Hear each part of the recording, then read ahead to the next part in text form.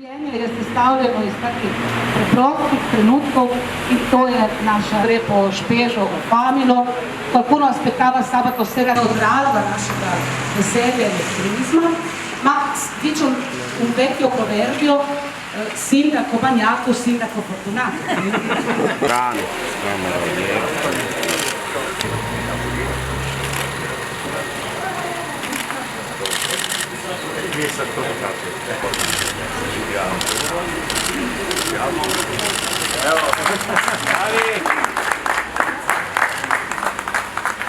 La parola adesso al sindaco di Berna.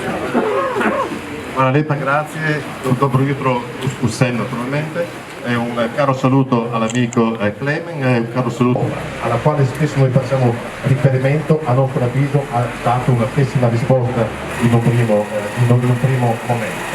Abbiamo con Mattia, cerchiamo di uscirne più rafforzati, cerchiamo di ricostruire, per quanto riguarda, io non parlo per la Slovenia, non mi posso permettere, cerchiamo di ricostruire il nostro paese, l'Italia, ripartendo dai comuni e cerchiamo due gambe, il tavolino non sta letteralmente più in piedi.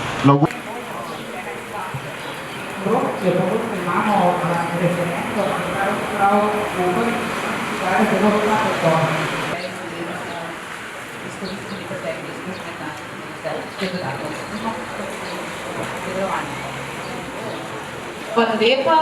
Žagali in odstranjevali mreže, tega danes nismo bili. Tukaj smo samo simbolno prerezali trak. Mrežo, ki je delila naši dve mesti, to obdobje epidemije so odstranili ljudje. So odstranili ljudje in to se tudi naše kraje ne sodijo več.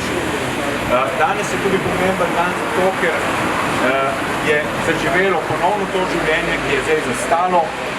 Il zaživelo je življenje. Diciamo che negli anni 90 i giovani, i politici, i sindaci erano molto impegnati a parlare perché i familiari e poi riuscivano a quindi che questo tipo di oggetti vadano dove devono andare, quindi al museo. Fizično ograja tja, kjer nismo več bili navajeni. Ha allestito una mostra presso la stazione ferroviaria qui in piazza Transalpina un solo anno dopo l'adesione della Slovenia all'Unione Europea e che si aspettava che da quel momento in poi non si aspettava